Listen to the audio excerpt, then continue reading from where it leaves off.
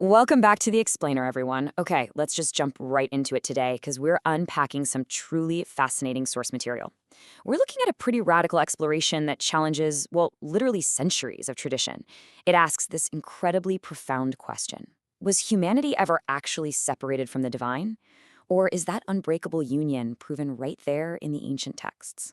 Let's dive in and see what this material actually reveals. Right out of the gate, the source text hits us with this core tension. It essentially asks us to confront this long-held, traditional assumption that our human flaws cause divine abandonment. I mean, we've all heard it, right? You mess up, God pushes you away. But the text we're examining today argues that this might actually be a complete misunderstanding of the original scriptures. To explore this, our source lays out a really clear roadmap for us. First up, the myth of separation. Then dust and divine union, followed by sin as identity amnesia. Then we'll hit the delusion of distance, and finally wrap up with proving the unbreakable union. So, part 1, the myth of separation, undoing the lie. The source sets up a massive premise here by taking us right back to the very beginning. The argument goes that the widely accepted fall narrative is actually based on a myth of separation, not biblical reality. According to Genesis, Adam wasn't originally this flawed sinner who desperately needed saving. He was a perfect, very good expression of divine union who lacked absolutely nothing. He was formed from the dust of the earth and literally filled with the very breath of God. He wasn't just hanging out with God, he was entirely of him. Moving right along to part 2, dust and divine union, 2 stories, 1 creation. You know, ancient Jewish teachers actually viewed these creation accounts not as contradictions, but as beautifully layered truths. Think of it like this. Genesis 1 features the majestic Elohim creating this vast cosmic blueprint, just speaking the whole universe into order from afar. But then Genesis 2 zooms way in. The text shifts to the personal Yahweh Elohim, who intimately forms humanity from earthly dust, kind of like a potter working with clay, and breathes divine life right into him. It's this perfect marriage of sweeping glory and deep humility. So, what was humanity's actual role in all this? Well, the source points out an incredible revelation hidden right there in the Hebrew text. Adam's role was fundamentally sacred. The Hebrew words avad, which means to work, and shamar, which means to keep, those are the exact same words used later to describe Levitical priests serving in the temple. So he wasn't just a gardener. He was a priest king, meant to bridge heaven and earth. How wild is that? Okay, so if Adam was this perfect priest king, what actually happened, right?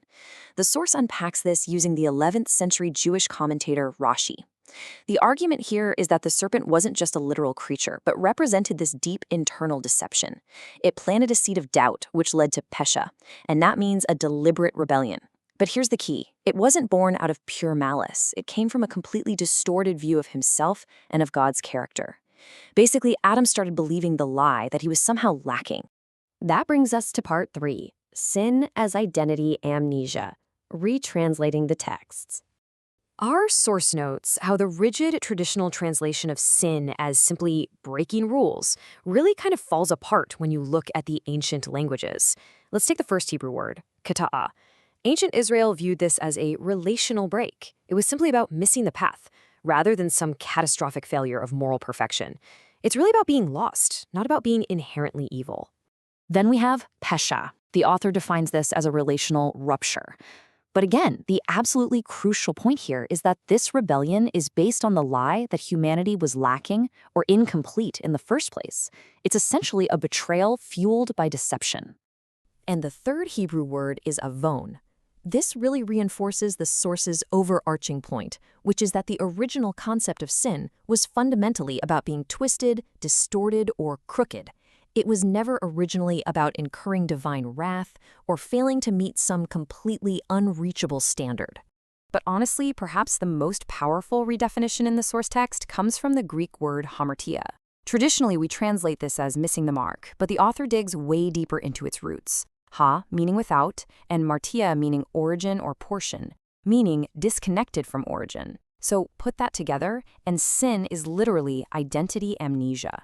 The takeaway here, freedom from sin, according to the source, isn't about trying harder to obey a rigid set of rules. It's about waking up from this amnesia and remembering your divine origin. Section 4, the delusion of distance. Perception versus reality. So you might be thinking, if sin is just identity amnesia, why do we feel so incredibly distant from God sometimes? Well, the author compares the often quoted verse from Isaiah, "Your iniquities have separated you," which, let's face it, many use to claim God abandons sinners. But the text argues this is just clouded human perception. Because if we look over at God's definitive promise in Deuteronomy, the divine reality is clear as day. I will never leave you nor forsake you. The distance, it turns out, was only ever in the human mind. To really solidify this, the source points straight to Paul's famous declarations in Romans 8. Neither death nor life, angels nor rulers, things present or to come, absolutely nothing in creation can sever this divine union. Literally nothing. The distance was only ever an illusion. And that leads us to our final section, proving the unbreakable union. Jesus collapses the myth. The author points to the very actions of Jesus to prove this point. Think about it. If sin truly caused a literal separation from God, Jesus, as the divine incarnate, would have definitely kept his distance from it, right? Instead, what did he actually do? He invaded sin. He touched the untouchable, he ate with sinners and outcasts, and he let the broken touch him. He moved closer to the broken every single time. But naturally, you have to ask, what about the cross? The source addresses this head-on. We arrive at the profound emotional weight of Jesus' cry on the cross. My God, why hast thou forsaken me?" Now, the text argues that this was not actually divine abandonment. God didn't turn his back. Rather, Jesus was fully entering into our disoriented human state, our very human illusion of separation, specifically in order to shatter its lies from the inside out. And here is the powerful proof the source reveals. The onlookers at the crucifixion knew exactly what Jesus was doing. He was quoting Psalm 22, and while that song begins in absolute, crushing despair, it actually ends in a triumphant promise of God's continuous presence. Verse 24 explicitly declares, "Nor has he hidden his face from him." And if there was still any doubt lingering, the author points out that mere moments after his cry of agony, Jesus goes right back to using the intimate word Father, saying, "Father, into thy hands I commit my spirit." For the author, this proves conclusively that the unbreakable union between Father and Son was never severed, not even in the absolute depths of suffering. So what does this all mean for us? Why does it matter? Well, the source summarizes this massive theological shift beautifully. If you build a worldview starting with separation, your entire spiritual life just feels like endless damage control. You're constantly trying to earn your way back into good graces. But if you start with unbreakable union, the entire narrative flips. It becomes entirely about restoration. It's simply about awakening to where you've always belonged. The source text issues a deeply personal invitation to the reader here. It asks you to just pause for a second, maybe think of a time you felt incredibly far from God, and let this truth settle deep in your soul. I was never separated. The core message here is that you are not just with God, you are essentially of God. And that brings us to our conclusion for this explainer.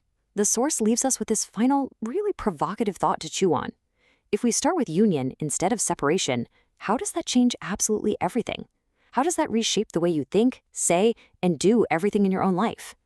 It's a massive paradigm shift for sure, and one that is absolutely fascinating to unpack. Thank you so much for joining us today to explore this incredible material. I hope it sparked your curiosity as much as it did mine. Keep questioning, keep learning, and we'll see you in the next explainer.